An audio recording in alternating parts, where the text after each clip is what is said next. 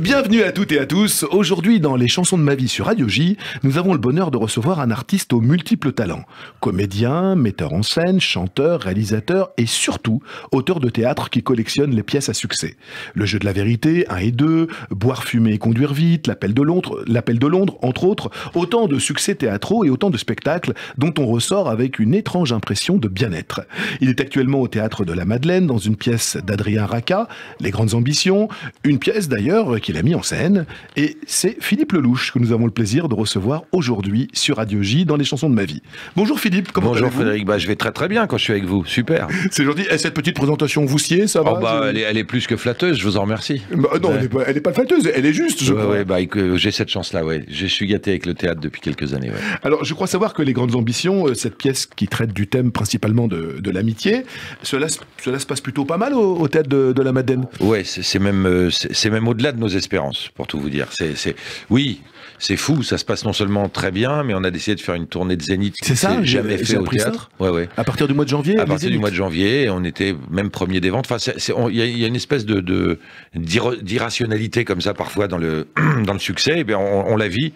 Il est de vous dire que je suis content et heureux, quoi. Parce que vous êtes metteur en scène de cette pièce. Je suis metteur en scène. Adrien Racah, qui est un auteur que j'ai rencontré, découvert il y a 3 ans maintenant, qui du coup collectionne les succès, puisqu'il avait coécrit le spectacle d'Éric Dupond-Moretti que j'avais mis en scène. Après l'invitation avec Gad, bien sûr, et puis qui a été un joli succès, ouais. Et puis maintenant c'est ça, les Grandes Ambitions avec Matt Pokora. Ouais. Et parlez-moi de votre rapport avec ce théâtre, le Théâtre de la Madeleine. C'est chez vous, oui, un peu. Vous avez mis un lit là-bas, Ouais, c'est un peu ça. On m'en a confié la direction artistique il y a un peu plus de 5 ans maintenant, 6 ans. Et donc j'ai la chance de le programmer. Et c'est vrai que c'est plus facile quand j'ai envie de jouer, parce que j'ai ce lieu-là. Mais il n'y a pas que moi, j'essaye d'y mettre autre chose aussi. Mais en tout cas, oui, puis moi, ce théâtre me fascine, parce que ça a été le théâtre de Sacha Guitry. Il a monté 24 pièces, il est sublime. Et c'est, j'aime ce théâtre, j'ai une vraie affection. C'est vous qui avez eu l'idée de mettre Matt Pokora en scène ? Oui. C'était oui, parce que je trouve que ce garçon est multitalent et que c'est un énorme travailleur. C'est un gars, au-delà du fait que humainement c'est un type formidable. Un énorme bosseur. Ah, c'est un énorme bosseur. Et c'est un type que j'avais vu moi sur scène, que j'ai vu à la télé avec Muriel Robin dans un téléfilm où il était formidable. Et je me suis dit, ce type-là est un entertainer. Je le dis en anglais parce qu'il n'y a pas vraiment d'équivalent en France, puisque c'est nouveau les mecs qui font tout en France. Jusque-là, on aime bien quand on est des gens. On est du fromage, on aime bien. Ouais, on aime bien. Et en fait, de moins en moins quand même. De moins en moins, parce qu'on se rend compte. En fait, les gens sont pas stupides quand ils voient que quelqu'un fait quelque chose avec sincérité, ils y vont. C'est le manque de sincérité que les gens décèlent. Donc parfois, il y en a qui essayent d'être multitâches, mais qui sont pas sincères dans la démarche. Et d'autres, comme Matt, qui a des vraies envies, qui est un type de challenge. Et effectivement, il est formidable. C'est-à-dire que moi, c'est un bonheur à mettre en scène, parce que d'abord, il travaille beaucoup, il écoute beaucoup, et puis surtout, il invente. C'est-à-dire que je ne peux pas m'attribuer son succès. Il a cette part d'inventivité nécessaire et obligatoire chez un acteur, quoi. En tant que metteur en scène, donc vous en tant que metteur en scène, il vous propose des choses, il est inventif, Oui, par exemple, je lui avais dit de mettre la main dans la poche et de faire une espèce de truc, comme vous savez, souvent les gens pas à l'aise font, les timides, une espèce de petite rotation avec les doigts. Ça, il l'a tout de suite intégré. Puis il m'a rajouté derrière ça son invention, une espèce de tic à l'œil qui fait extrêmement bien, et à telle enseigne, c'est que des gens se demandent si il est vraiment comme ça. Il n'avait jamais fait gaffe. Voilà, c'est-à-dire ça veut dire qu'il le fait bien, quoi. Donc en ce moment, le soir, je m'amuse à préciser aux gens après la pièce que il n'est pas comme ça, que les gens n'aient pas peur, quoi. Philippe, vous aimez les paris. Dites prendre l'avocat Dupond-Moretti et le mettre sur scène, c'était pas gagné non plus. Si. J'avais été le voir. D'abord, Claude Lelouch l'a fait avant moi en le mettant dans un film. C'est même là qu'on s'est rencontrés, Eric et moi. Mais surtout, j'ai été le voir plaider aux assises. Je suis pas sûr qu'un acteur soit capable de faire ce qu'il fait, alors que là on jouait. Nous, si vous voulez, notre métier, c'est faire très sérieusement des choses pas sérieuses. Oui, alors lui, il faisait sérieusement des choses très sérieuses. Voilà. Mais il le faisait avec une espèce de décontraction et un talent qui m'a laissé, mais vraiment pantois. Moi, je l'ai vu plaider. Vous savez très bien qu'il y a des gens qui font très bien un boulot sans caméra. Vous leur mettez une maquilleuse, une coiffeuse, un petit peu c'est lumière, et là, ils perdent leurs moyens. Donc, c'était quand même... Mais lui... Il fallait du pif, quand même. Oui, mais lui, il était... je vous remercie, Frédéric, mais honnêtement, je pense que c'était... Oui, j'étais le premier à le faire, mais d'autres l'auraient fait à un moment. C'est-à-dire que je le voyais... je voyais son numéro d'acteur, parce qu'aux assises, il faisait... Enfin, quand il plaidait, il faisait évidemment des numéros d'acteur. Il se levait extrêmement doucement, en faisant semblant, comme ça, d'avoir mal au dos, etc., pour avoir l'air sérieux. Tout ça, il y a une part de... alors, il était vraiment préoccupé par ce qu'il faisait. Je suis pas en train de dire qu'il faisait... je vous le dis, il faisait très sérieusement des choses très sérieuses. Mais il savait mettre le ton au moment où il fallait interpeller le... La dramaturgie, il connaissait. Ah bah, à mort, voilà. Et je me disais même, mais qu'est-ce que je vais pouvoir apprendre à ce type? C'est-à-dire que quand il est venu sur scène et qu'il m'a fait confiance, je me disais, mais comment je vais faire pour... Enfin, je vais quand même pas lui apprendre à parler et à marcher, il sait faire ça par cœur. Et en fait, moi, la seule chose que j'ai faite, c'est évidemment de lui dire d'apprendre son texte, qu'il sait pas, parce que lui, il apprend pas ses plaidoiries, il a des pivots, il sait où il allait. Et puis il trace. Voilà, là, je lui ai dit, il faut que tu apprennes parce que la journée, au mot près, parce que ça va te rassurer, parce que ça va... Après, tu pourras improviser quand tu seras sûr de tes places et de ton texte. Voilà, ce qui, au début, était très étonnant pour lui et qu'il a fait. Et puis, comme, encore une fois, c'est un type... on en revient toujours là, quand on travaille, vous savez. Le talent tout seul, c'est pisser dans un violon. Vous connaissez la phrase de Brassens. Le talent sans travail n'est qu'une salmanie. Ouais, c'est ça, voilà, exactement. Parmi toutes les activités liées au théâtre, metteur en scène, auteur, acteur, laquelle vous avez envie de privilégier aujourd'hui? Chanteur. D'accord, ça c'est le... Oui, c'est le prochain objectif de... Un album est en préparation? Ouais, un spectacle. Un spectacle. Ouais, je vous en dirai plus long plus tard, parce que là, ce serait mélanger les genres. Des chansons que vous allez écrire? Alors, oui et non. Voilà, je peux pas vous dire autre chose. D'accord. Mais oui, il y a pour rien de vous cacher, il y a Félix Gray qui m'a écrit un titre qu'on attend de sortir quand le moment sera venu. Félix Gray, pour nos auditeurs, l'ineffable auteur et talentueux auteur de La Gitane. Et puis sur des derniers tubes de Patrick Bruel. Bien sûr. À la santé des gens que j'aime. À la santé des gens que j'aime. Les cafés des délices. Ouais. Et puis les duos avec Didier Barbelivien. Et avec Didier Barbelivien. Moi, j'adore de toute façon, tout ça, c'est la génération que j'adore. Moi, je suis un maboule de la chanson française. Oui. Donc, vous imaginez bien que ça va tourner autour de ça, quoi. Voilà. D'accord. Alors, justement, en chanson, vous m'offrez une transition parfaite. Vous connaissez le principe de cette émission. Nous allons nous promener au pays de vos préférences musicales. Ouais. Et donc, durant une heure, c'est vous qui êtes le patron. Alors, vous êtes né, je rappelle comme ça, vous êtes né en 66. Ouais. À Ramat Gan. À Tel HaMer, ouais, c'est pareil. Ouais, c'est à côté, en Israël, ouais. Et quel lien vous avez gardé avec Israël, avec votre pays de naissance? C'est très compliqué. Un peu, parce que j'ai quitté Israël, j'avais 8 ou 9 mois, donc j'y ai vraiment pas vécu. D'accord. J'y suis retourné qu'une fois depuis, vous imaginez? Oui. Et en même temps, j'ai évidemment un attachement fou à ce pays. Là, on me parle d'aller tourner là-bas, parce que moi je suis fan des séries, je suis en train d'apprendre l'hébreu, vous voyez, tout ça arrive très tard. J'ai un rapport... j'ai le rapport d'un juif français avec Israël, c'est-à-dire que c'est entre la fascination et l'énervement. Oui. Voilà, il y a un truc...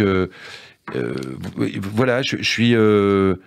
c'est à la fois entre la fascination et l'énervement, pourquoi? Parce que je suis l'énervement parce que parfois on dit des choses sur Israël qui m'énervent, parfois j'entends des choses sur Israël qui m'énervent. En réaction. Ouais, en réaction, voilà. C'est toujours très compliqué quand on aborde ce projet. Vous avez bien vu que c'est quand même le sujet tabou absolu dans les médias. Il n'y a pas un mec qui ose faire un débat Israël-Palestine, et s'il le fait, les participants savent qu'ils vont se prendre des flots d'insultes dans les minutes qui suivent, qu'est-ce que soit la position qu'ils défendent. Et puis c'est aussi la couve qui fait vendre très très régulièrement la place des Juifs en France, le malaise des Juifs en France. Les et Juifs, quand on veut vendre un canard, on fait ça en même temps. Ouais. Et moi en même temps... Il y a l'immobilier, ça, qui marche bien. Et les francs-maçons. Ouais, mais toujours est-il que je suis extrêmement fier d'être juif et d'être né là-bas, et que ça donne une espèce de je sais pas, je trouve que ça me donne un côté exotique que j'aime bien. Voilà, maintenant, quoi vous dire, à part... Vous voyez, c'est l'exemple type, on est sur Radio J, on fait une émission sur la chanson française, parce que je suis français. Oui, je suis français juif. Donc voilà, donc la question s'imposait. Non, mais la question s'impose et elle est presque torturante chez moi. Si vous étiez né à Saïgon, je vous aurais demandé quel rapport vous avez gardé avec. Mais non, mais ce que je veux dire, c'est que c'est assez torturant chez moi. C'est quelque chose régulièrement à laquelle je pense. Voilà, quand d'aller en Israël m'émeut beaucoup. C'est un pays qui m'émeut. Je trouve que c'est une place à part dans votre cœur, quoi. Ouais, mais dans le monde. Hein. D'accord. Ils sont forts. Mon père, il adorait dire ça. Ils sont forts, les Juifs, la putain de sa mère. C'était sa phrase préférée. Vous savez quel était le jeu préféré de mon père? Je le disais dans mon premier spectacle, c'était de repérer les non-juifs dans les génériques de films. Voilà, c'était son truc. Il disait, lui, il est de chez nous, lui, il est de chez nous, lui, il est de chez nous. Ah, lui, voilà. Non, le pauvre. Et lui, peut-être. Voilà, je me souviens de Bansard où il disait, celui-là, c'est un honteux. Il s'appelait Ben Saïd, il s'appelle Bansard. Ouais, ça, c'était un truc. Donc voilà, il y a évidemment cet attachement-là. Voilà, oui, je suis très attaché aux Juifs, évidemment. Alors, Philippe, et vous parliez de votre papa. On écoutait quoi chez... Voilà, ça c'est mon portable parce que je suis un crétin. On écoutait quoi chez les Lelouch quand vous étiez gosse? C'était quoi la bande-son de votre toute petite enfance? Ah, la chanson française, beaucoup. Mon père, évidemment, écoutait Enrico Macias, beaucoup. Ouais. Ça lui mettait assez facilement les larmes aux yeux, ce que je comprenais pas à l'époque. J'avais l'impression qu'il me parlait d'un autre siècle. Je me souviens pas, je me souviens très bien que quand lui, il a quitté l'Algérie à 32 ans. Oui, donc en fait, Macias chantait sa vie, quoi. En fait. Et ouais, il chantait sa vie. Et moi, je me disais, ça va, dans les années 80, je me disais, il me parle d'un autre siècle. Ça faisait juste 20 ans. C'était dingue. Il avait quitté son pays 20 ans auparavant. Parce que c'était son pays. Mon père a toujours été... Enfin, l'Algérie. Je me souviens d'avoir été avec lui et mon frère aux Bahamas, avec mes parents et tout ça. Et puis, il me disait, mais il avait déjà 70 ans. Et je lui disais, t'as vu la beauté du ciel, papa? Il me disait...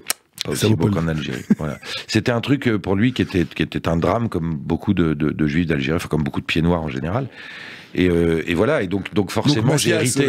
Donc Macias, évidemment, qui est un copain aujourd'hui, Enrico, et il connaissait mon père en plus, donc ils étaient de Constantine tous les deux. Donc voilà, il y avait ce truc-là. De toute façon, moi j'ai été un mélange d'Orient et de Bretagne, puisque ma mère est bretonne. Donc on allait passer nos vacances en Bretagne, en tout cas dans ma petite enfance. Et donc j'avais ce mélange des deux. Et en même temps, mon père aimait le jazz. Alors il disait qu'il aimait le jazz, mais enfin je me souviens pas qu'il en écoutait beaucoup. Voilà, c'était un truc. Je pense qu'il trouvait que ça faisait classe. Ouais, voilà. Et en revanche, dans la voiture, c'était, je me souviens beaucoup de Fugain, de Michel Thor, des gens, de Claude François, des gens qui passaient à l'époque. La bande son des années 70. Ouais, la bande son des années 70. Et à quel moment vous dites, moi je vais faire l'artiste? Vous vous souvenez, c'était à l'école? Est-ce qu'il y a un souvenir comme ça, une émission de télé, une chanson à la radio? Une salle de cours, vous dites là, moi c'est ça, je vais faire ça. J'ai deux souvenirs, c'est là que les gens vont constater que je suis complètement dingue. J'ai un souvenir très petit, je devais avoir 7 ou 8 ans, où je défendais un type qu'on emmerdait dans la cour, un gosse qu'on emmerdait dans la cour, et je me disais, alors là il faut être complètement fou, il se souviendra plus tard quand il me verra à la télé que je l'ai défendu. Bon, d'accord. Et il s'en est souvenu le mec ou pas? Je sais pas ça. Mais me demandez pas pourquoi j'ai eu cette pensée-là, donc c'était très diffus, mais j'aspirais à être reconnu, j'imagine, à être connu, reconnu. Oui. Et là où ça a été très clair, c'est j'étais en seconde, je crois, ou en première, et j'avais vu Paroles et musique, et j'étais à Fontainebleau dans un lycée de filles. Ouais. C'était la première année où c'était mixte, donc inutile de vous dire que c'était vous êtes bien amusé. Et c'est très enrichissant. Oui, mais j'imagine. À tous les sens du terme. On apprend beaucoup là. En leçon de choses aussi. Oui. En même temps, j'avais été assez clever sur un truc, c'est que je m'étais dit bon, te presse pas. De toute façon, elles ont pas le choix. On est que 3 par classe. Ouais. Il y a bien un moment où ta chance arrivera. Voilà. Mais en sciences nat, donc ça va au niveau de la reproduction. Voilà, tout ça c'était génial. Et puis moi, j'adore les filles et les femmes en général. Ah bon, c'est marrant, c'est pas marqué dans votre dossier, ça. Oui, mais parce que je trouve qu'on a beaucoup à apprendre des femmes, voilà. Et je me souviens d'avoir été voir Paroles et musique, voilà, de Chouraki, et avec Richard Anconina et Christophe Lambert. Voilà, tout à fait. Et en sortant du film, il y avait une dizaine de filles avec moi, on était 2 ou 3 copains, et il y en avait une évidemment dans le lot qui me plaisait beaucoup, et quand on est sorti du film, j'ai dit putain, Christophe Lambert, il est beau mec, et toutes les filles me font ah non, Anconina. Et je dis mais non, parce qu'Anconina, il est quand même pas très beau. Mm-hmm. Et les filles me disent c'est vrai, mais quand on le voit en gros plan, et là je me suis dit je veux des gros plans. Voilà. Moi, je n'ai, alors que les choses soient claires, je n'avais aucun amour de l'art, j'avais l'amour des filles. Voilà. D'accord. Donc Molière, tout ça. Et vous êtes en train de nous dire que tout ça, vous l'avez fait pour pécho. Ah, je l'ai fait pour plaire aux filles. Ah non, mais ça, c'est très clair. Moi, ma motivation, c'était plaire aux filles. Après, le goût du travail bien fait, de tout ça, ça vient bien après. Et Philippe, et le journalisme, au départ, c'est aussi pour pécho? Non, le journalisme, c'est parce que je sais pas trop comment on devient acteur, donc j'essaye de prendre un métier qui rapproche. J'ai vu que vous avez fait un passage à Envoyé spécial, à l'époque de Naon et Benjamin. Ça a été mes employeurs. Je suis pas fan de ce passage. Non, c'est un truc. Voilà, mais oui, c'était. Et eux, est-ce qu'ils sont fans de ce passage? Moi, je suis resté. Ouais, moi, je vois. Ça m'arrive de croiser Paul Naon. Et tout ça, on en parle. De grands professionnels, de immenses. Drôle, moi, Paul. Drôlissime, gentil, extrêmement pro à l'époque, de grands journalistes. Et vos sujets, c'était quoi? Parce qu'on a fait en fait, c'est bizarrement après mon premier passage, parce qu'avant j'avais travaillé sur reportage sur TF1, et puis après le reportage sur le karaoké, vous voyez, on n'en sort pas à l'époque. Là, c'est raccord. Là, c'est raccord. Pendant ce tournage-là, en fait, il y a un agent de cinéma, Daniel Guin, pour pas la citer. Oui, bien sûr. En fait, il y avait un type, un copain, qui est resté un copain, qui s'appelait Philippe Ezry, et qui faisait tous les jeudis soirs à l'époque, je vous parle de ça des années 90, qui faisait un karaoké le jeudi soir chez Castel. Et donc j'avais été filmer le karaoké des riches, en gros. D'accord, ok. Et pendant ce tournage-là, j'ai été chanter, et ce soir-là, chez Castel, il y avait une agent de cinéma qui s'appelle Daniel Guin, et qui m'a repéré et qui m'a dit mais qu'est-ce que tu fais là? Alors je lui ai expliqué que je tourne un reportage et tout ça, et puis elle m'a dit écoute, je sais pas si elle me dit je sais pas si tu seras une star, mais ce dont je suis sûr c'est que tu es un acteur, donc si tu veux je te représente. Et ma vie a changé à ce moment-là, parce que 15 jours après avoir présenté le reportage sur Envoyé spécial, je tournais mon premier téléfilm. Donc en fait, ça a été... Et c'était écrit, quoi. En tout cas, c'est tellement ce que je voulais, c'est bizarre, il y a des rencontres... je sais pas si c'est écrit, ça me fait toujours peur, cette histoire de prédestination, mais il y a un truc auquel je crois... Non, mais je pense que la volonté, elle est créatrice. Oui, voilà, non, mais ça c'est sûr. Elle est contagieuse. Elle est contagieuse, elle est créatrice. Je suis d'accord. Alors... On en revient aux chansons et karaoké, chansons. Votre premier choix. Alors là, je vais balancer parce qu'au début, on a quand même échappé à Reality de Richard Sanderson. Ouais. Vous avez finalement opté pour Je t'aime à la folie, magnifique chanson, un hymne à la vie. Serge Lama sur une musique de Yves Gilbert. Pourquoi cette chanson et pourquoi cette ode à la vie? Parce que je ressens, je l'ai écouté petit, bien sûr. Et en fait, j'ai cette chance d'aimer follement la vie. Voilà. C'est la chanson qui vous définit le mieux? Je crois. Ouais, je crois. En fait, j'ai écrit un bouquin là pendant le deuxième confinement qui est sorti il y a quelques jours, qui s'appelle N'oublie pas d'être heureux. Et j'ai cette conscience-là que je tiens probablement de mes parents, qui étaient des gens optimistes. Positifs. Ouais, terriblement. Et voyons toujours plutôt la bouteille à moitié pleine plutôt qu'à moitié vide. C'était fou, rien n'était grave. Rien n'était grave et tout était possible. La phrase préférée de mon père, et qui m'est restée ancrée, c'est de dire Philippe, le non tu l'as déjà, va chercher le oui. C'est génial ça. Voilà. Donc quand on a cette motivation, et surtout, évidemment que la vie est belle. Et que finalement, le bonheur c'est une pause entre deux emmerdements. Mais quand on regarde, quand on lève les yeux... La formule est... Mais c'est ça. Jolie. C'est quand on regarde, quand on prend le soin de regarder ce qui nous entoure tous les jours, parce que c'est la santé le capital absolu, et de se dire waouh, que la vie est belle, que les gens sont bons, que les gens sont beaux, qu'il y a des choses magnifiques. En plus, quand c'est Serge Lama qui chante ça, Je t'aime à la folie, quand on connaît sa vie, quand on sait que c'est un survivant, le mec quand même. Bien sûr. Il a failli rester dans un accident de voiture qui a coûté la vie au frère d'Enrico Macias et à sa fiancée de l'époque. Il y a quelque chose de profondément émouvant chez ce survivant. C'est peut-être ça qui vous touche aussi, chez Lama. Oui, mais oui, bien sûr. De toute façon, j'aime beaucoup moi Serge Lama. Mais il y a cette beauté de la vie là, Baruch Hashem, comme on dirait en Bretagne. Il y a ce truc. En fait, chaque jour est possible. J'aime beaucoup la définition qui dit le premier jour du reste de sa vie, parce que j'entends des gens des fois dire je vais refaire ma vie, etc. Mais on refait pas, on la continue. On réapprend d'autres choses, on définit un nouveau modèle. Mais en fait, c'est possible. C'est-à-dire chaque minute de l'existence, il est possible de changer tout. Voilà, et ça, je trouve ça absolument magique. Et quand on commence à apprécier la vie à son juste titre, c'est-à-dire de se dire je suis vivant, Dieu m'en est témoin, je peux faire des choses, agir. Je peux. Voilà. Et pouvoir, c'est quand même extraordinaire. C'est une chanson qui vous aide dans les moments difficiles, parce que je pense que dans une vie, il y a des pleins et des déliés, comme dans toute... Est-ce qu'il y a des chansons comme ça qui vous aident à vivre? Est-ce que celle-là, elle en fait partie? Ouais, j'aime beaucoup quand on en crève, c'est trop d'être amoureux. Et tout ce qu'il dit c'est tout simple, en fait. C'est ça que j'aime beaucoup, c'est juste tout simple. La mélodie est à tomber, et tout est dit. Et en plus, il avait cette façon quand même, Serge Lama, au-delà du fait que ce soit un chanteur à voix, il avait une façon d'appuyer sur des mots, qu'on en crève. Voilà, il y avait cette espèce de truc. Chanteur à voix qui savait justement se mettre complètement jouer l'acteur. Ouais, bien sûr, et qui tout d'un coup balance le mot, ce qu'on appelle dans le jargon théâtral l'accent tonique. Il met l'accent tonique sur le bon mot, etc. Ça, c'est ça qui fait un grand chanteur. C'est pas la voix. Faut toujours penser qu'il y a des chanteurs à voix qui m'emmerdent, mais alors profondément. C'est ce qui fait un grand interprète. Mais évidemment.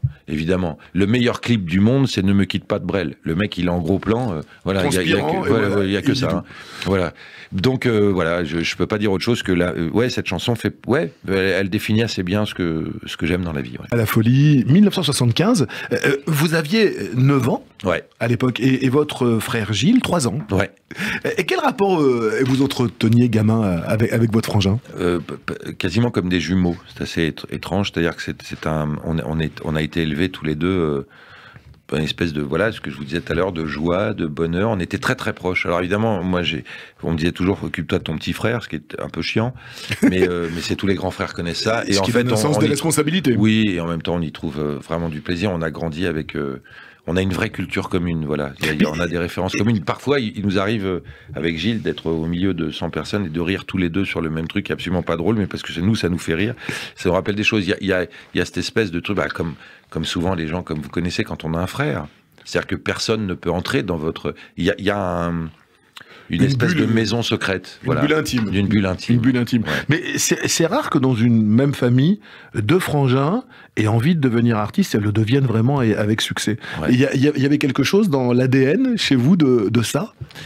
Alors oui, ma mère avait commencé très brièvement une carrière de chanteuse, mais elle aurait pu aller très loin. Mais je pense qu'elle n'était pas très intéressée. Quand elle a rencontré mon père, ça s'est arrêté. Mais donc il y avait probablement des gènes artistiques. Mais c'est surtout que il y avait d'un côté les gènes artistiques de ma mère et de l'autre côté mon père, qu'on a regardé, Gilles et moi, je pense, toute notre vie comme un héros de cinéma. D'accord. C'est-à-dire qu'il avait, si je voulais vous le décrire, il y aurait ce serait Lino Ventura un peu. Voilà, Lino Ventura avec une part de folie. Votre héros à vous, c'était lui? Ah oui. Ah oui, mon père. Ah oui, oui. Oui, définitivement, il m'impressionne. C'est le seul... Il avait des mots d'auteur comme ça aussi, il vous a livré des... Plein, des quantités invraisemblables. Bon, je vous l'ai dit, le nom... Oui. Voilà, mais il y a des phrases de mon père qui me reviennent tous les jours, ouais. Il y a une espèce de truc. Alors, tout n'est pas à prendre, c'est toujours pareil dans l'héritage, il faut être très attentionné à ça. Il y a des choses il y avait des défauts de lui dont je ne veux pas, et des qualités dont je voudrais. Voilà, mais en tout cas, il est très, très proche de l'homme que j'aimerais être. Voilà. Vous en parlez très bien, en tout cas. Avec Gilles, il y avait une forme d'émulation.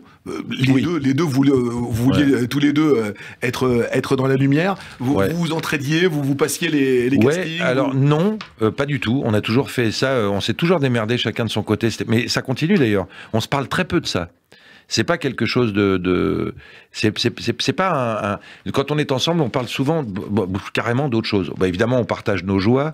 Voilà, la joie de travailler et d'être heureux dans ce qu'on fabrique. Mais non, il y avait une émulation on va devenir. Voilà, il y avait un truc. Et puis il y avait mon père qui était très castrateur par rapport à ça. Je raconte cette anecdote, j'ai déjà raconté, mais ça me fait beaucoup rire. C'est-à-dire qu'un jour on était, mon frère et moi, un dimanche, et on était encore débutants, mais pas si jeunes que ça. Moi, je devais avoir 26 ans et mon frère 20, quoi. Donc, ce qui est jeune encore. Ce qui est jeune, mais enfin, qui est très inquiétant pour des parents quand on ne branle rien. Quand il n'y a pas d'argent qui rentre, mon père disait, vous allez finir clochard. C'était quand même bon. Et ma mère qui encourageait derrière, donc ce qui agaçait beaucoup mon père, en disant, tu les encourages, tu devrais pas. Bon, bref. Et un jour, il y avait mon père le dimanche après-midi, regardait Texas Rangers. Bon, voilà. Oh, pourquoi pas Il y a pire. Et ouais, il regardait ça, et avec mon frère, on lui dit, tu n'as pas autre chose à regarder que cette merde, papa, franchement. Et là, je me souviens très très bien parce qu'il plaisantait pas du tout avec ça. Il a pris la télécommande, mais très doucement, comme dans un film. Hein. Il a éteint la télé. Il s'est retourné vers nous. Il me dit, qu'est-ce que vous avez fait, vous deux, que je pourrais regarder là? Il avait l'accent pied noir. On lui dit, ouais, ça va, c'est pas... Il dit, fait, ok, rien. Il dit, quand vous aurez fait un truc, je regardais, en attendant, je regarde ma merde. Voilà. Voilà, ça, c'était mon père. Ouais. Non, mais ça booste, ça, un truc comme ça. C'est-à-dire qu'il nous a fracassés, et en même temps, on s'est dit, merde, il a raison. Donc voilà, mais ça, c'était mon père. Donc, il y avait ce côté... alors, la psychologie et lui, c'était à peu près ce que je suis au patinage artistique. Hein, c'est ça, une psychologie, somme toute, assez sommaire, quoi. De juifs d'Algérie, quoi. Genre, voilà, il n'y avait pas de... Non, mais vous savez qu'il y a des grands psychanalystes juifs algériens. Oui, je sais bien, mais c'est certainement parce qu'ils ont été eux-mêmes traumatisés par leur père qui était comme le mien. Mais moi, je pense... Philippe, combien d'années de psychanalyse pour en parler comme ça, honnêtement? Non, aucune, parce qu'il y a ma mère qui faisait tampon tout le temps, et puis parce que je respectais infiniment ça chez mon père. En fait, voilà, lui, le résultat, il disait, peut-être... Moi, je me souviens qu'il disait, mais les gars, à table, il nous disait, c'est pas donné à tout le monde d'être des vedettes. Arrêtez ça. Mais il fait pas ça pour vous casser, il fait ça pour vous pousser en avant. Alors ça, c'est la grande question. Je ne sais pas. Est-ce qu'il disait ça pour... Non, pas pour nous casser, mais pour nous dire, peut-être il faudrait que vous ayez un plan B, parce qu'on n'a jamais pensé à un plan B, hein, pour être tout à fait cohérent avec mon frère. Il y avait là-dedans de la motivation, parce que de nous dire vous y arriverez pas, c'est une façon de nous dire prouve-moi que tu vas y arriver. Bien sûr. Il y a tout ça mélangé. Tout ça pour vous dire que finalement, voilà, ça s'est pas trop mal passé. Et heureusement, il l'a vu avant de partir, parce que ça aurait été mon drame, qu'il ne voit pas que ça ait marché. Voilà. Ouais, il y a eu un moment absolument magique dans mon existence. Merci mon Dieu. Ouais, on avait emmené. Après le succès de ma première pièce, Le Jeu de la Vérité, je commençais à gagner un peu de sous, et mon frère venait de tourner, je crois, mon idole. C'était ça. Non, pas mon idole. Le film de Guillaume Canet. Ne le dis à personne. Ouais, d'accord. Et on part à Vegas tous les trois, vraiment tous les trois. Parce que mon père adorait le jeu, évidemment. Hein, je vous dis, juif d'Algérie. Hein, si vous connaissez un qui aime pas la roulette ou le blackjack, faut me le présenter. Et donc on est parti à Vegas tous les trois. Et arrivé à Vegas, mon frère a appris sa nomination au César comme meilleur espoir. Waouh. Donc mon père était bouffi de fierté. Et le lendemain, j'ai appris ma nomination en Molière pour Le Jeu de la Vérité. Ça va. Donc, si vous voulez, en gros, là, mon père... Voyage de rêve. Ouais, c'est le voyage de rêve. Il a pas arrêté de nous engueuler pendant une semaine, parce que voilà. Mais je sais qu'il était heureux, etc. Donc, heureusement qu'il a vu ça avant de partir, parce que sinon, alors là, je pense que ça aurait été un drame et une vraie raison de courir chez un psy. Dieu merci, ça n'a pas été le cas. Ouais. Alors. Être artiste, alors je vous livre la définition de Jacques Brel que vous avez choisie dans les chansons de ma vie, c'est avant tout poursuivre ses rêves de gosse. Ouais, c'est vrai. C'est une définition que vous avez. Moi, voilà, l'adolescent ou l'enfant qu'on était, je me demande souvent si, quand il me regarde, il me sourit. Voilà. Si je suis conforme à ce qu'il avait voulu que je devienne. Voilà, pour moi, c'est quelque chose de très important, en fait, de ne pas faire rougir l'enfant qu'on était. Et ne pas le trahir, surtout. Et ne pas le trahir. Et si on a ce sentiment-là, c'est pour ça que je vous dis que la vie est merveilleuse, on peut encore changer la donne. Il n'y a pas d'âge. On peut se dire, non, en fait, voilà, je vais tout changer. Et ça, je trouve ça magique. Et c'est même pas courageux. C'est un devoir impérieux. Vous avez souvent tout changé dans votre vie? En amour, ça m'est arrivé, ouais. Et professionnellement? Professionnellement, non, parce que... Arrêter un projet que vous vous sentiez plus... Oui, voilà. Par exemple, il y a un côté... ce que je vous disais tout à l'heure, quand je me dis aujourd'hui que j'ai envie de chanter, je fais un peu l'enfant gâté. J'adore, en fait, la routine est quelque chose pour moi d'épouvantable, et ce métier me fait y échapper, et vraiment. Donc c'est génial de pouvoir se diversifier, de faire tout ce qu'on a envie de faire, tant que ça marche et que ça plaît aux gens, parce que le vrai censeur, c'est le public. Hein. Voilà, on en revient toujours là. Voilà. Alors, de Brel, vous avez choisi non pas l'une de ses compositions géniales, mais une adaptation, L'Homme de la Mancha, La Quête, une pièce de théâtre qu'il a jouée une fois qu'il avait arrêté de chanter. 66, il décide d'arrêter. 69, à Marigny, il monte ce spectacle en français. Il avait vu ça à Broadway, il avait décidé de le monter. Une toute petite anecdote sur cette chanson que vous avez choisie, donc La Quête, l'inaccessible étoile, celle qu'on veut tous aller décrocher. Je la tiens du regretté Charles Marouani pour obtenir les droits d'adaptation. Il s'était pas contenté de faire les textes en français, de les envoyer, ou de les maqueter, de les envoyer. Il est allé chez l'auteur original. C'est-à-dire qu'il a pris l'avion, il est allé à Los Angeles, et un matin, à 11h du matin, ils se sont retrouvés, Charles Marouani, l'auteur original, un certain Darion, et Jacques Brel, qui était le Jacques Brel, une star ambulante, quoi, dans la salle à manger du mec, et grimé en Don Quichotte, il lui a fait tous les textes en français. Le mec n'en revenait pas, il le connaissait pas, enfin il avait entendu parler de cet artiste français. Le mec est allé dans la salle à manger du mec lui faire l'adaptation. Ça dit quand même aussi c'est génial, la démesure et le talent du mec. Je suis pas surpris. Et qu'est-ce qui vous touche dans cette inaccessible étoile? D'abord, l'inaccessible étoile, c'est toujours aller chercher... Impossible Dream en anglais. Et je pense encore, peut-être naïvement, comme un enfant, qu'il n'y a rien d'inaccessible. Voilà. Mais j'aime beaucoup quand il dit « aimer encore, même trop, même mal ». Voilà. Oui. Voilà, il y a quelque chose de... En fait, il y a quelque chose de tellement généreux là-dedans. Voilà, en fait, ce qui me touche le plus... Il y a une démesure aussi là-dedans. Oui, mais il n'y a que ça d'intéressant. Il n'y a rien de plus chiant que les gens mesurés. En fait, il n'y a rien qui m'ennuie plus dans la vie que quelqu'un de normal. Voilà. Vous aimez les fous? Ouais, profondément. Mais alors, pas fou allié, hein, bien sûr. J'ai bien compris. Mais j'aime les gens qui ont de la démesure dans quelque chose. Et souvent, ça en fait des gens passionnants.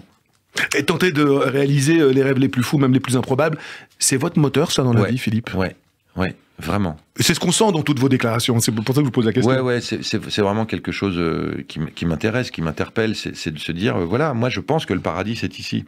Après, c'est autre chose. Après, je fais évidemment, vous comprendrez des résumés un peu courts de ma pensée, mais en tout cas, je pense qu'une partie du paradis c'est ici, que cette vie-là, on nous l'a donnée. Quand on est croyant, je trouve ça aberrant de pouvoir penser qu'il faut rien faire de sa vie si Dieu vous l'a donné. Vous vous rendez compte du cadeau que c'est. Donc vous l'êtes croyant? Ah oui. Profondément? Ah oui, profondément, oui. Pratiquant, non? Un peu. Un peu? Pas énormément. Ouais, je suis un mauvais juif, je fais Kippour. Non mais voilà. Non mais vous voyez ce que je veux dire, je fais partie de ces mecs des juifs de Kippour là que les rabbins font en sorte de défendre. Non, ils les défendent le jour de Kippour. Ils disent arrêtez de gueuler contre les juifs de Kippour, sinon il n'y aurait plus personne à Sina. C'est pas faux non plus. C'est pas faux non plus. En tout cas en France. Moi j'aime bien, de toute façon, à chaque juif il y a un rite. Ça me fait hurler de rire. Par exemple, chaque Kippour, chacun le fait à sa façon. Il y en a qui disent, mais je reste chez moi. Je vais pas à la Sina, mais je reste chez moi. Je réfléchis. D'autres qui disent, je bois pas, mais je mange pas, mais je bois. Il y a tout truc, et ça me fait marrer. En fait. Géométrie variable. Ouais, et ben je pense que de toute façon, Dieu nous a créé à géométrie variable, donc il saura reconnaître les siens. Voilà, moi, un jour, il y a un rabbin qui m'a dit, contente-toi. De faire les 10 commandements, c'est déjà pas mal. Voilà. C'est vrai que c'est déjà pas mal. Donc voilà, mais oui, je crois, je prie, je remercie beaucoup, et je suis. Il y a quand même une forme de justice immanente dans ce bas monde qui me laisse supposer qu'il faut faire attention à ce qu'on fabrique. Vous pensez que la vie nous rattrape un jour ou l'autre? Ah oui, j'en suis convaincu. Mais de mon vivant, je l'ai déjà constaté chez des gens intouchables à une époque qui sont devenus très fragiles aujourd'hui. On a tous mais à force de faire des saloperies, quoi. Voilà. Donc, et à contrario, j'ai vu plein de gens formidables à qui, à un moment, la vie sourit. Et puis mais par contre, je déteste l'idée de le faire. Pour que ça sourit. Pour que ça sourit. Voilà. J'entends bien. Jacques Brel, ce héros romanesque qui, à l'aube de ses 40 ans, quitte tout de peur de se répéter, parce qu'il avait juste peur de faire l'album de trop, c'est quelque chose qui vous interpelle, ça? Ça me fait peur, mais moi je pense que quelque part, il a senti la mort arriver. Parce qu'elle est arrivée très peu de temps après la fin. Très rapidement. Donc je pense que ce type-là, inconsciemment, probablement, parce qu'il avait un instinct de fou, a dû sentir que la vie n'allait pas durer longtemps, donc il a voulu en profiter. Donc je pense que cet arrêt, il est inconscient. C'est de dire, faut que je vive là, parce que voilà, parce que ça va s'arrêter. Moi, je serais incapable de faire ça, mais aujourd'hui, en tout cas, et j'espère que ça va durer très longtemps. On vous le souhaite, en tout cas. Après, je pense qu'il y a un moment aussi, il faut arrêter. Voilà. Philippe, j'aimerais que l'on parle de votre premier spectacle. Pas justement pour qu'on en parle, mais parce que c'était un pari complètement dingo. Ouais. Le Palais des Glaces, on ne vous connaissait pas à l'époque. Le spectacle s'appelait One Man Show à 3. Vous jouiez donc sur scène. Bien sûr, vous étiez là avec deux acolytes, Mehdi Bourayou et Laurent Connoir, et les demi-frères. qu'est-ce qui vous pousse, alors que personne ne vous connaît, à mettre des affiches dans Paris et à aller tenter de remplir ce théâtre? Bah justement, parce que personne ne me connaît. C'est-à-dire que je veux me faire connaître. Et à ce moment-là, ça vous résume bien, ça, quand même. Ouais. C'est extrêmement gonflé. Ouais, c'est gonflé, mais je sais pas si aujourd'hui ça marchera encore, mais à l'époque, je me suis dit, si je m'affiche dans tout Paris comme une vedette et que personne ne me connaît, ça va les pousser à avoir envie de me connaître. Donc voilà. Donc ça a été un peu le pari, et c'est ce qui m'a fait faire Thierry Ardisson, tout le monde en parle, etc. C'est-à-dire que les mecs se sont dit, mais qu'est-ce qui... Ça a payé, quoi. Ouais, ça a payé. À ce moment-là, ça a payé, et puis voilà, heureusement pour moi, le spectacle n'était pas... J'ai vachement de tendresse pour ce spectacle. Il a été capté par Comédie, je crois, à l'époque, mais j'aimerais bien le revoir, mais il y avait des sketchs qui me plaisaient bien, ouais. Vous avez toujours alterné entre... une carte de tout dégueulasse. Vous savez, ça arrive même à des gens très bien. Vous avez toujours alterné entre théâtre et cinéma. Et dans quelle discipline vous vous sentez le plus à l'aise? Laquelle vous gonfle le plus de bonheur? Oh, le théâtre. Le théâtre, parce que c'est une réponse immédiate. En fait, les gens, on a la réponse à son travail qui est immédiate. Et comme je suis un impatient, alors d'abord, le théâtre, c'est souvent très long. Le cinéma, pardon, c'est souvent très long.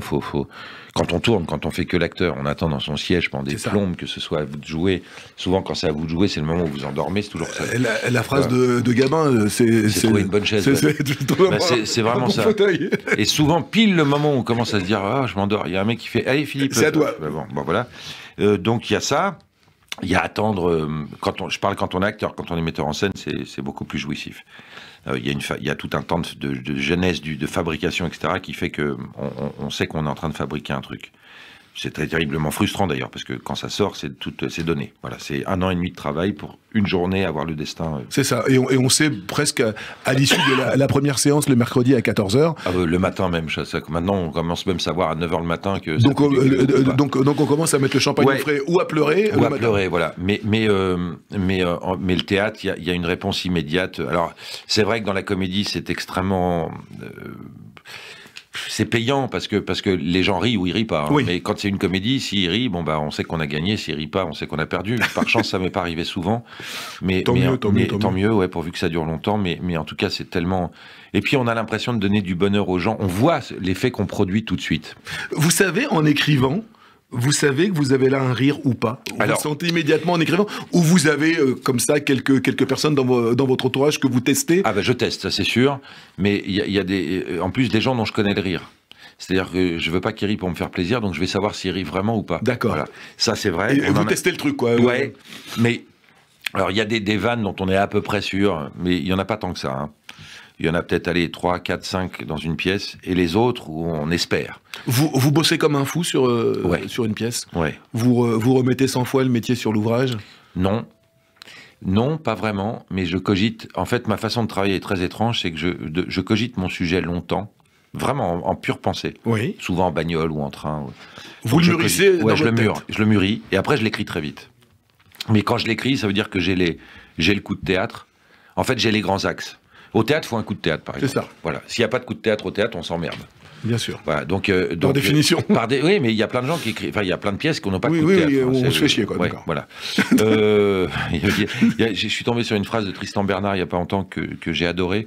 Il a dit, le théâtre, quand c'est pas bien, je m'emmerde, et quand c'est bien, ça m'emmerde. Je trouve ça tellement... Oui, ça m'emmerde parce qu'il est jaloux. Parce que c'est pas lui.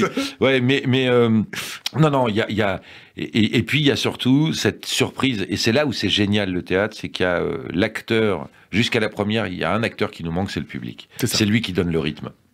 Et à un moment, il va rire. Et ça, sur toutes les comédies que j'ai jouées, je m'en suis rendu compte, sur un rire, ils vont rire sur un truc, on se dit, pourquoi il rit là? Et ça le fait. Tout le temps.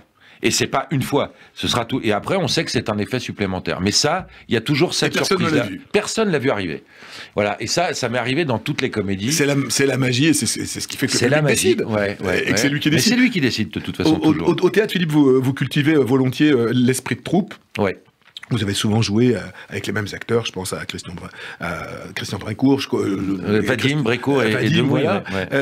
Vous avez toujours eu l'âme d'un chef de bande? Ah, il paraît, oui, j'ai toujours été, mais c'est pas une volonté, hein. Je me mettais pas en disant je suis le chef, mais il y a un truc, ouais. Espèce de pouvoir, de charisme naturel qui fait qu'au... Et délégué de classe, et délégué de classe déjà. Non, ça, délégué de classe, je préférais le laisser aux mecs sérieux, oui, qui allaient être écoutés, parce que moi, évidemment, ils auraient dit, oui, mais Philippe, vous n'êtes pas une référence. Donc, non, délégué de classe, non, mais j'ai toujours aimé les bandes, j'aime encore ça, hein, d'ailleurs. Pour moi, le bonheur se résume à... C'est la bande de potes. Ouais, j'aime bien l'été, les grandes tablées avec les enfants qui jouent autour, les copains, les déjeuners interminables. La vie, quoi. Ouais, la vie. Ouais. Alors, de la troupe au groupe, ça me fournit une transition facile. C'est le groupe Eagle et son tube interplanétaire Hotel California que vous avez choisi dans les chansons de ma vie. Bah oui. Est-ce que vous avez beaucoup emballé sur l'intro de cette... En tout cas, j'ai fait beaucoup d'efforts pour. mais c'est surtout... C'est l'intro la plus longue de l'histoire du rock, oui, quand même. Mais c'est surtout et ça laisse quand même une chance, quand même. Bah, c'est le slow qu'il fallait pas rater, Frédéric. C'est ça, c'est-à-dire, quand Hotel California arrivait, quand on faisait les premières notes, on se disait, bon, j'ai 4 minutes et quelques, hein, si mon souvenir 6 minutes en tout, 6 minutes 30. Voilà, j'ai 6 minutes pour pouvoir lui parler, parce qu'à l'époque, moi, je ne misais pas tout sur mon physique, voilà, et aujourd'hui non plus d'ailleurs, et je savais qu'il fallait, alors 6 minutes, ça me laissait le temps d'entreprendre quelque chose, voilà. Mais pas seulement moi, hein. On était beaucoup dans ce cas-là, et Hotel California, bah oui, c'est le slow mythique qu'on a tous dansé, et dès les premières notes, ça me ramène immédiatement à mes 15 ans, quoi. Ça, c'est sûr. Ce qui est très étonnant dans cette chanson, c'est que tout le monde pense que c'est un grand slow d'amour, pas du tout, en fait. Vous savez, je crois que ça parle de drogue, non? Mais ça parle de drogue, en fait. Il compare, les camarades du groupe Eagles comparent l'industrie du disque californienne à des pourvoyeurs de drogue, à des dealers, et les pauvres artistes et les pauvres comédiens prisonniers des studios hollywoodiens à des pauvres drogués à qui il faut donner sa dope tous les matins. Et ils disent, et vous ne sortirez jamais de là. Ils parlent à un moment d'aiguilles. Enfin, les aiguilles, c'est pas des stylos pour écrire, hein. C'est des aiguilles. En fait, tout le monde a chanté là-dessus, a dansé là-dessus, et collé serré et s'est roulé des pelles à la bouche que veux-tu. Alors qu'en fait, c'est amusant, ça, de voir. C'est-à-dire que ce qui est horrible, c'est que pour l'auteur, c'est-à-dire de dire, putain, j'ai fait un succès avec les trucs, mais j'ai pas du tout été compris. C'est ça qui doit être terrible. C'est-à-dire que le mec vend mais c'est pas pour ton texte. Voilà, c'est pas ton texte, personne l'a compris. Exactement. Ouais. Alors, mais il y avait une pochette sublime. Bah oui, il y cette avait pochette. Ce coucher de soleil avec le palmier là, voilà. Et tout le monde pense que c'est une référence à cet hôtel-là, alors que pas du tout en fait. Et quand ils en parlent, ça démythie. D'ailleurs, ils en parlent plus parce faudrait qu'ils arrêtent. Oui, c'est ça. Il faut pas qu'ils en parlent. Il y a un moment, voilà, c'est le succès qui a raison, quoi. Exactement. Vous nous l'avez dit, vous avez donc des projets de chansons. C'est un titre que vous pourriez reprendre, ça, Hotel California? Non, parce que je suis ni anglais ni américain. Non, j'adore. Une petite adaptation française. Ouais, bon, ça a été fait, je crois. Hein. Les franglaises ont fait ça. C'est ça, ouais. Ils ont carrément démythifié le texte. Non, c'est pas. Non, je crois qu'il faut. Hotel Californie. Hotel Californie. Non, faut prendre des chansons. Non, moi, il y en a tellement. Alors là, il y a de quoi monter 45 spectacles, hein, avec tout ce qu'il y a de chansons françaises merveilleuses. Moi, il y a très peu de chanteurs français de variété que je ne connais pas. Et parce que. Et dont vous connaissez les paroles aussi. Ouais. Oui, bizarrement, oui. Mais il y a toujours un auteur, dans chaque chanteur, même celui qu'on peut juger en fonction de ses goûts, ringard ou machin, etc., il y a toujours une chanson qui fait dire « Ah, quand même, celle-là, elle est pas mal. Hein. » Donc moi, j'ai beaucoup aimé aller chercher... j'aime la mélodie, bien sûr, mais j'aime beaucoup les textes. Ouais. Donc j'ai plein de chansons comme ça, de bandes originales de ma vie que j'écoute régulièrement, et qui alors soit parce qu'elles me ramènent, comme Hotel California, à un passé délicieux. Glorieux, je sais pas, mais délicieux, c'est sûr. Ou alors parce que les paroles me touchent en plein cœur, et donc j'aime ça. J'aime être touché par... Vous savez, Pascal le penseur avait une formule magnifique qui disait « La musique est forcément divine parce qu'elle connaît le chemin qui mène au cœur de chacun ». Que c'est beau. C'est magnifique. Une chanson qui a fait le tour du monde, Hotel California, Eagles, le choix de Philippe Lelouch dans les chansons de sa vie. Philippe, vous rêveriez de voir une de vos pièces traduite et se jouer dans le monde entier? Alors, je ne suis pas passé loin avec Le Jeu de la Vérité, elle a été jouée dans plusieurs pays. Elle a été traduite? Ouais, bien sûr.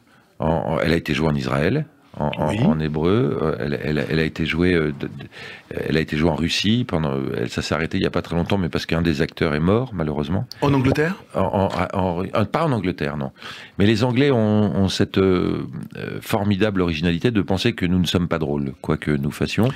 Et donc, ils viennent très très peu s'intéresser aux comédies françaises. Ils pensent qu'on n'a pas le sens de l'humour. Un jour, être à Broadway et voir votre nom sur une affiche, ça fait partie de vos rêves ou pas ? Sincèrement. Je pourrais pas vous dire non, ça doit être un grand kiff, mais vous savez déjà, vous allez me trouver très franchouillard, mais je le suis un peu. Mais déjà plaire aux Français, c'est formidable. Voilà, je suis tellement. En fait, je ne peux pas me résoudre. Par exemple, je suis très surpris moi quand des acteurs ou des chanteurs refusent des photos. Moi, j'en refuse pas. Je sais pas faire ça. Je trouve ça tellement. J'aurais tellement signé à 15 ans ou 16 ans ou 17 ans ou 20 ans pour que ça m'arrive. Qu'aujourd'hui, quand ça m'arrive, je suis toujours vraiment ému et flatté. Bien sûr. Donc il y a quelque chose qui me... C'était quelque chose que je partageais avec Jean-Paul Belmondo, beaucoup que j'ai eu la chance de côtoyer très intimement. Et lui aussi me disait, moi j'ai jamais refusé une photo, et c'était Jean-Paul. Hein. Il refusait jamais, il avait tout le temps de sourire. Enfin, c'était un type d'une humilité. Voilà un modèle pour moi. C'est une façon de rendre au public... ce qu'il vous donne, ouais. Tout simplement. Ouais, je suis bien d'accord. En matière d'ambition, de projet, de rêve artistique, vous avez des limites ou justement aucune ? Non, J'ai l'impression que vos rêves n'ont pas de limite. Non, j'en ai pas. Et en même temps, je suis en train de vous dire que ce que j'ai me va bien. C'est-à-dire que je suis très satisfait de ce que vous avez. Et j'ai encore plein d'envie, heureusement. Mais il y a quelque chose quand même en moi de rassuré. Voilà, il y a quelque chose de rassuré. C'est ça. La névrose de la volonté de succès, je l'ai pas. En revanche, je suis tout à fait ouvert à aller chercher encore d'autres choses, d'autres gens, etc. Justement, aujourd'hui, pour continuer à écrire, à tourner, à mettre en scène, c'est quoi votre moteur ? C'est la prochaine envie ? C'est le prochain regard ? C'est pas décevoir. C'est-à-dire que, par exemple, j'ai pas envie de décevoir un jour en disant oh, là, il s'est raté, là. Voilà, ça me ferait chier. C'est un truc que j'ai envie de continuer à donner, du rire aux gens, du bonheur. Ouais, à bien donner. Mais c'est vraiment ça, hein. Je vous assure que, je sais que ça peut paraître fou, mais par exemple, l'argent n'a jamais été un moteur. Je sais pas gérer, de toute façon, je suis nul avec ça. Je sais pas investir, j'ai aucun sens des affaires, je suis nul. Voilà. Mais le moteur de rendre les gens heureux, même si ça fait très très con et cucul à praloche de dire ça, c'est vraiment ça mon moteur. Vraiment, vraiment, vraiment. C'est de faire marrer. Moi, j'adore quand quelqu'un me lève le pouce en me faisant un clin d'œil, en me disant merci. Voilà, tout ça, c'est... Donc ça s'appelle le don, tout simplement. Hein. Ouais, je pense. Enfin, j'espère. Ouais. On continue notre balade dans la BO de votre vie, et pour le coup, on va rester sur la côte ouest, après Hotel California, un artiste qui est resté connu, à ma connaissance, pour un seul tube. Non, mais vous avez raison. Living It Up. C'est Living It Up. Ouais, Bill Labonte. Et en plus, c'est pour moi ce qu'on fait de mieux dans la synthèse de la musique californienne. Et en même temps, ce titre-là n'a marché qu'en Europe. Oui, ça et qu'en Asie, pas du tout aux États-Unis. C'est ce que j'ai appris. Alors que moi, ça, c'est le morceau immédiat. Alors je mets ça l'été, en moto, en bateau, en bagnole. C'est l'été de vos 16 ans, ça. C'est l'été, ouais, mais c'est pas. Bizarrement, je l'ai trouvé plus tard. Enfin, elle m'était restée dans l'oreille, mais c'est pour moi définitivement, c'est une patate immédiate, ce morceau. C'est-à-dire que vraiment, ça, c'est dans la playlist de ma vie, absolument. C'est-à-dire que à chaque fois que je l'écoute, dès que ça démarre, je suis content. Il y a un truc c'est tout ce que j'aime. Voilà, je peux pas dire autre chose. Living It Up de Bill Labonte, une chanson choisie par Philippe Lelouch. Alors, c'est une chanson. Je me suis un petit peu renseigné, j'ai un petit peu bossé avant de vous rencontrer. C'est une chanson autobiographique de Bill Labonte qui parle d'un homme qui se sent heureux et qui a la sensation de vivre le meilleur de sa vie. C'est votre état d'esprit. Ah bah alors, vous voyez, je le savais pas. Eh ben ouais. Ouais. Mais après, alors il y a d'autres angoisses qui prennent leur lait. Hein. Les enfants, se dire pourvu que tout aille bien pour eux, enfin les trucs de papa, quoi. Oui. Ouais, globalement, merci mon Dieu. Ouais, je fais plutôt partie des enfants gâtés. Vous savez apprécier le bonheur. On a l'impression que vous savez kiffer la vie. Quoi. Ah ouais. Ah bah, de toute façon, c'est une obsession. Hein. Le kiff, c'est un truc le kiff, c'est une maladie. C'est-à-dire que il faut kiffer. Ouais, mais je me lève tous les matins en me disant qu'est-ce que j'adore faire aujourd'hui. Qu'est-ce qui va Vous ne vous levez pas le matin avec votre cahier et j'écris d'abord. Non, jamais. Non, j'adorerais. Hein. Des fois, j'adorerais être comme ça. Non, c'est pire même. C'est-à-dire que vous écrivez quand alors? C'est par vague, c'est par tempête? Quand c'est trop tard. Pour être tout à fait honnête avec vous, j'écris quand c'est trop tard. Quand j'ai promis une pièce et qu'on me dit... pas si trop tard que ça. Oui, oui, mais à chaque fois, je suis à la bourre. Je suis tout le temps à la bourre. Là, le bouquin que j'ai écrit, je faisais flipper mon éditeur, qui est Robert Laffont, que je salue au passage, mais à chaque fois, je suis en retard. C'est-à-dire que je ne sais pas prendre d'avance. Mais c'était déjà comme ça à l'école. Vous savez, je faisais mes rédactions dans le bus le matin, quand il fallait la remettre à 8h30. Enfin, c'est l'urgence, c'est... ouais, l'urgence, c'est un moteur, mais... C'est le stylo dans la gorge, ouais, que vous écrivez. Mais bon, voilà, j'ai renoncé à changer à mon âge. C'est comme ça doit être un moteur inconscient. Mais je fais tout dans l'urgence en ce qui concerne le travail. Ça veut dire que, en fait, il y a un truc génial. C'était Molière et Racine. C'est un échange véridique. Enfin, oui. En tout cas, de ce que j'en sais. Un jour, Molière dit à Racine: vous en êtes toute votre dernière pièce. Il dit: elle est finie, il me reste plus qu'à l'écrire. Voilà. Et je trouve ça génial parce que c'est exactement ça. Bah oui. C'est une phrase que j'ai. Voilà, moi dans ma tête, elle est finie. Maintenant, il faut l'écrire. Donc quand il faut l'écrire, souvent, je suis à la bourre. Mais vous avez quand même ce que vous oui, c'est ce que je vous disais tout à l'heure. Ça, par contre, je l'ai beaucoup bossé. Donc ça, vous l'avez. Ouais, je l'ai, mais à un moment, il faut le mettre sur le papier, quoi. Et c'est une punition. L'écriture de chansons, on en a parlé puisque vous y mettez un petit peu, si j'ai bien compris. Ouais, pas encore. Enfin, j'avais écrit pour mon ex-femme un titre il y a quelques années pour Vanessa Demouy. J'avais écrit un morceau qui n'a pas franchement été un réel succès, mais qui avait... C'est quelque chose qui vous plaît, ça? Ouais, j'adore ça, mais c'est un exercice justement, qui parce me fascine. Une pièce de théâtre, vous avez 2 heures pour vous exprimer. Et ben voilà. Chanson, c'est 3 couplets. Je vais vous raconter une anecdote folle. Un jour, dans la première pièce, Le jeu de la vérité, j'avais pris J'ai 10 ans de Souchon et Woolsey. Bon. Et donc Souchon et Woolsey sont venus nous voir. Inutile de vous dire que j'avais le trac. Pour moi, Souchon est absolument un génie absolu qui a même révolutionné la façon d'écrire. Bien sûr. Et donc c'est au même titre que Trenet, je pense que c'est un mec qui a marqué la chanson française. Qui a marqué une évolution. Une évolution. Une step de plus. Voilà. Une marche de plus. Je suis béat d'admiration. Bon, évidemment, je ne vois que pendant la pièce. J'ai repeint la salle, il n'y a plus que dans la... D'accord. Et j'essaye de regarder de temps en temps dans le noir s'il rit ou pas. Bon, bref. Et quand la pièce se termine, il riait. Il se trouve que j'avais cette chance-là. Et quand je descends, je me souviens de Souchon, assis dans le canapé, comme un adolescent. Il y avait un canapé dans les loges, avec un pied sur le coussin, l'autre pied par terre, comme ça. Et qui me regarde, et le premier mot qu'il me dit, c'est: comment t'as fait pour écrire tout ça? Et là, je lui dis: est-ce que tu te fous de ma gueule? Et en fait, je me suis rendu compte que, voilà, et c'est ce qui fait, d'abord, l'humilité, et la modestie fait souvent qualifier les grands artistes, mais je me suis rendu compte qu'on est toujours... C'est une constante, souvent. Ouais, c'est une constante. Et je lui disais, et donc on a eu vraiment cette conversation. Je disais: mais t'as écrit... Je serais incapable d'écrire une histoire en 2 minutes, à ma connaissance, pour l'instant. Et lui me dit: bah moi, je serais incapable d'en écrire sur une heure et demie. Donc en fait, on se rend compte que, bah voilà, on est toujours admiratif du talent de l'autre. Enfin, il se trouve que quand même là, il était. Alors, voilà, je pense qu'il a été infiniment modeste parce que c'est un génie, voilà, tout simplement. Alors, dans les grands auteurs-compositeurs, Alain Souchon, bien sûr, et vous avez choisi dans les chansons de ma vie sur Radio J, vous avez choisi d'écouter une chanson de l'une des plus belles plumes de la francophonie, Francis Cabrel, ouais. La robe et l'échelle. Ah bah ouais. Qu'est-ce qui vous touche dans cette chanson?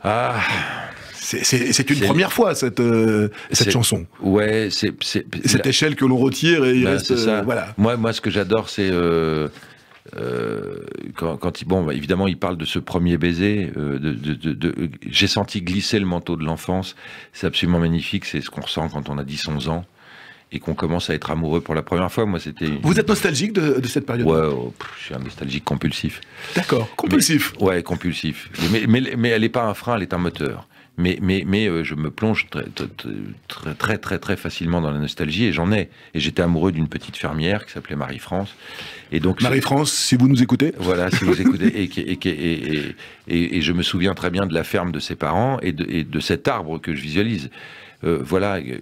Et en fait, il y a quelque chose de magique. Il dépeint exactement tout ce que...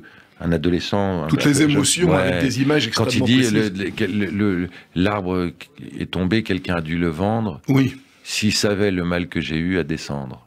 Voilà. Et il dit: d'ailleurs, en suis-je descendu. Voilà, et tout est dit. Voilà, tout est dit. Donc on est toujours percé. C'est dire autrement cette merveilleuse phrase de Pagnol qui disait on guérit jamais de l'enfance. Exactement. Voilà. Et puis parfois on n'a vraiment aucune envie d'en guérir quand elle est belle. Alors moi c'est le cas. Ouais. Vous avez pu lui dire tout ça à Francis Cabrel? Je ne l'ai jamais rencontré. J'adorerais. Je suis absolument fan de son travail. Je trouve ça magnifique. La dernière fois, puis c'est marrant, comme avec l'âge, j'ai entendu dans son dernier album la chanson sur son papa, qui est très belle, où il dit « Je te ressemble pas », et pourtant... Voilà. Est-ce que vous avez écouté dans son dernier album, si vous aimez La robe et l'échelle, moi je vous conseille d'aller écouter Les Bougies fondues dans son dernier album. Ah bah je la connais pas, je vais aller C'est un bijou. Voilà. Mais La robe et l'échelle, c'est assez récent, hein, c'est pas si vieux que ça. Enfin, c'était il y a une petite dizaine d'années. Ah ouais, une petite dizaine d'années. Et je suis fou de cette chanson, vraiment. Je trouve ça sublime.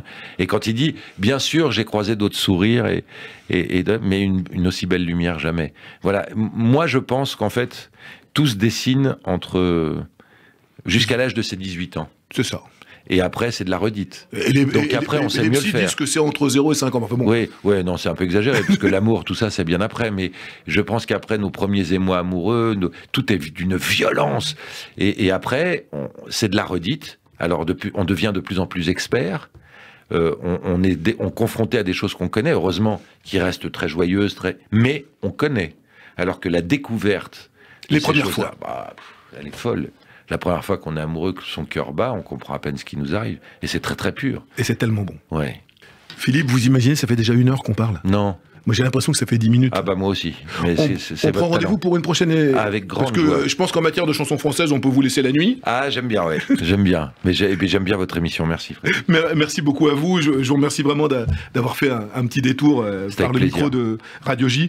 Je rappelle votre actualité. Si vous voulez passer un super moment au théâtre, vous êtes de passage à Paris pour les fêtes de fin d'année. Il y a beaucoup de gens qui vont venir. Les Grandes Ambitions, au théâtre de la Madeleine, avec Philippe Lelouch, un spectacle, une pièce de théâtre mise en scène par Philippe Lelouch, un livre qui vient de sortir. Et Michel Drucker a dit de cette pièce, c'est la pièce du déconfinement. Ouais, il a dit, comme Claude Lelouch d'ailleurs, c'est les deux... qui ont dit c'est la pièce parfaite de l'après-Covid. Ouais, j'en suis ravi, j'espère que tout le monde sera de cet avis. Mais en tout cas, on rit. Voilà. Votre prochain rêve artistique, Philippe, c'est quoi? Chanter. Alors, on vous reçoit la prochaine fois avec vos chansons à vous et des chansons que vous aurez choisies. Que Dieu vous entende. À bientôt, Philippe. Merci. À bientôt.